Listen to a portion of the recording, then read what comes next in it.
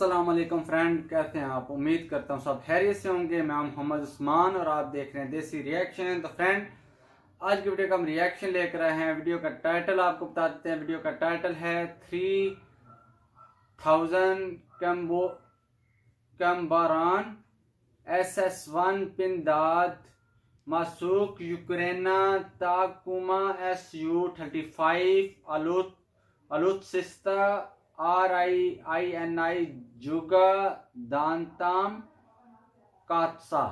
तो friend, video को स्टार्ट करने से पहले रिक्वेस्ट है कि हमारे चैनल को सब्सक्राइब कर लें, वीडियो को लाइक करें, शेयर करें एंड कमेंट में बताएं कि रिएक्शन कैसा लगा। तो वीडियो को स्टार्ट करते हैं। Let's start video.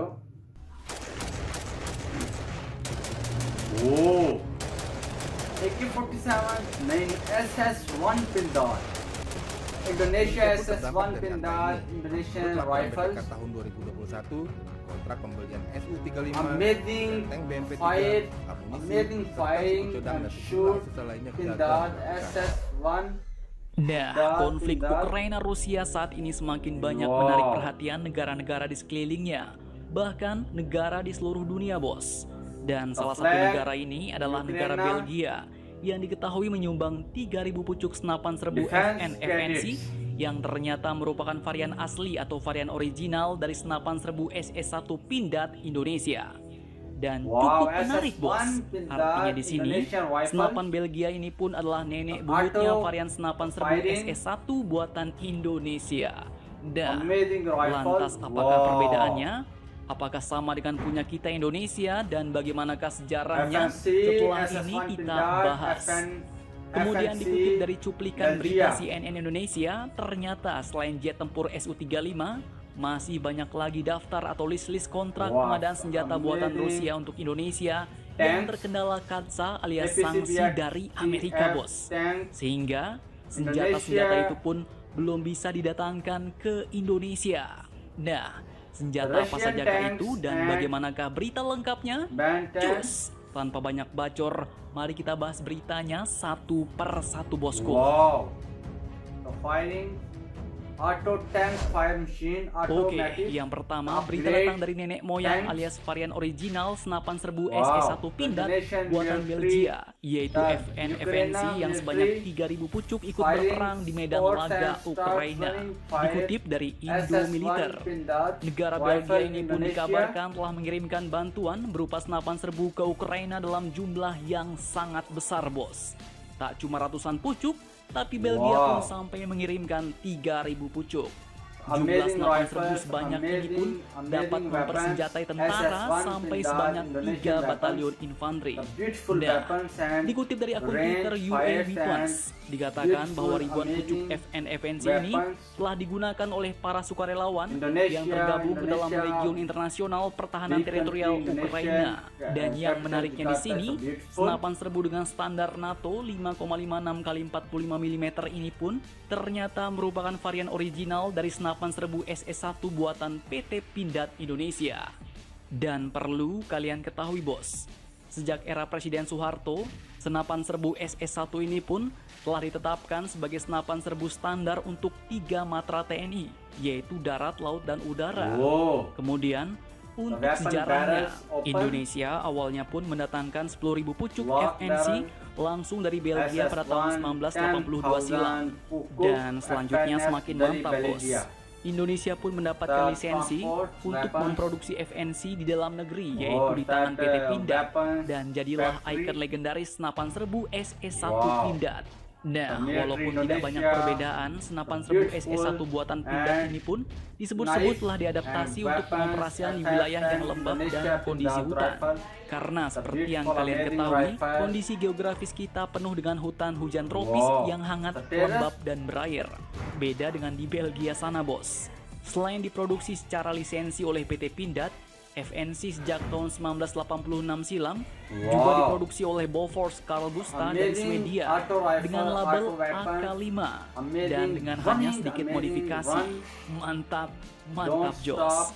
Artinya senapan serbu SS1 Pindad Indonesia ini awalnya adalah dari Belgia. amazing weapons, amazing SS1 Nah, Pindad. kemudian berita kedua yang Wow. cukup amsyong datang Amazing dari daftar Indonesia 6 kontrak Merit pengadaan alutsista 2022 Indonesia yang weapons terkena upgrade. hantaman Katsa, bos. Dari cuplikan video berita CNN Indonesia, Katsa. nampak sebuah daftar atau list rincian kontrak pengadaan alutsista yang terkendala Katsa Amerika. Dan ternyata tak cuma Sukhoi Su-35 aja, bos. Selain itu, masih banyak lagi senjata-senjata yang dihantam sanksi Amerika ini. Jika dilihat dari daftar, terdapat 6 jenis alutsista buatan Rusia. Bahkan kontrak pengadaan alutsista yang pertama, yaitu helikopter Mi-17 V5 TNI Angkatan Darat, sudah dimulai sejak tahun 2002 silam, tapi sampai saat ini masih macet karena sanksi Katsa. Helikopter Mi-17 V5 ini pun merupakan sebuah helikopter angkut kelas menengah rancangan Rusia dan merupakan pengembangan dari helikopter jenis Mi-8 yang menjadi andalan Pakta Warsawa semasa Perang Dingin silam. Kemudian daftar pengadaan kedua yang juga dihantam Katsa adalah pengadaan munisi alias peluru tank amfibi BMP-3F TNI Angkatan Laut. Tank BMP-3F ini pun merupakan tank amfibi alias tank dua alam yang bisa beroperasi di darat dan di air. Tank ini pun berjenis Armored Personnel Carrier atau APC pabrikan Rusia. Kendaraan tempur ini pertama kali tiba di Indonesia pada tahun 2010 sebanyak 17 unit. Dan kedatangan kedua BMP-3F pada tahun 2013 sebanyak 37 unit. Dan sekarang kalau kita beli amunisinya bakal kena sanksi sama Amerika, bos. Kemudian kontrak ketiga yang juga terkendala Katsa sama dengan nomor 1, yaitu helikopter Mi-17 V5. Tapi ini kontrak tahun 2019 yang juga macet sampai saat ini karena sanksi Katsa. Kemudian kontrak keempat adalah pengadaan tank BMP-3F. Jika tadi amunisinya, kali ini tanknya, bos. Dan kelima, pengadaan Rampur BT-3F TNI Angkatan Laut. Dan yang keenam barulah pengadaan pesawat pengganti F-5 Tiger, yaitu Sukhoi Su-35 yang kini akhirnya telah disalip oleh Rafale dari Prancis.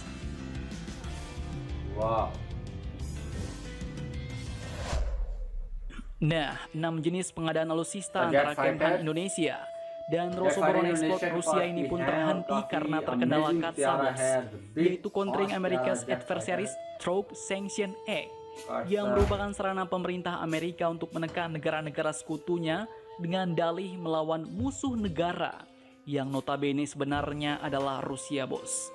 Bentuk dari Katsa ini pun adalah memberikan sanksi seperti melarang transaksi finansial, menghentikan bantuan keuangan, hingga pencekalan visa bagi individu kepada negara-negara yang membeli alutsista Rusia. Nah, jika Indonesia ngotot membeli alutsista Rusia tadi, maka Indonesia pun harus siap menerima resiko sanksi-sanksi tersebut, bos. Namun jika belum siap, maka Indonesia pun sudah sepatutnya mencari alternatif alutsista lain yang bebas dari konflik kedua negara adidaya ini. Misalnya seperti alutsista dari Prancis, China, India, dan lain-lain, bos.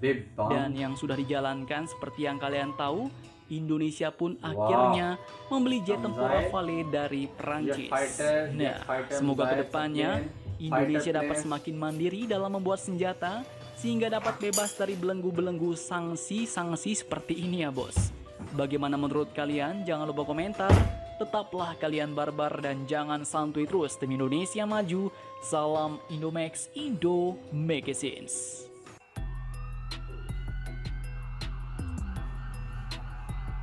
वाह, amazing video ये थी हमारी आज की वीडियो। ये था हमारा आज का रिएक्शन। ये थी इंडोनेशियन SS1 पिंदाद वेपन्स, इंडोनेशियन वेपन जो कि काफ़ी फेमस वेपन है इंडोनेशिया मिलिट्री के पास। ये पासुकान, TNI एंड काफ़ी famous professional military Indonesia. Like Indonesian military. अगर वीडियो रिएक्शन पसंद आए तो हमारे चैनल को सब्सक्राइब करें, वीडियो को लाइक करें, शेयर करें एंड कमेंट में बताएं कि रिएक्शन कैसा लगा। तो मिलते हैं नेक्स्ट वीडियो के साथ। अल्लाह हाफिज़।